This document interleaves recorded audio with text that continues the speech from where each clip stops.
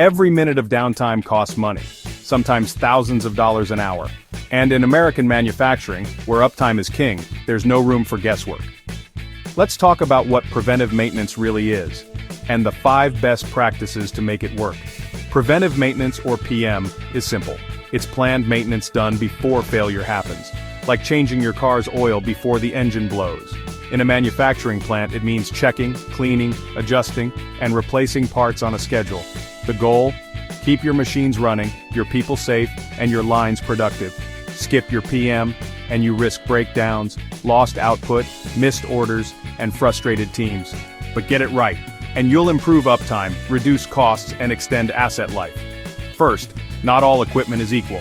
Focus your PM on the assets that impact production the most. In a beverage plant, the filler and pasteurizer, top priority. The box taper, not so much. OEM manuals are a good starting point, but don't follow them blindly. Tailor your schedule based on real wear and tear at your plant. A CMMS, or Computerized Maintenance Management System, helps schedule, track, and optimize PMs. No clipboards, no missed checks.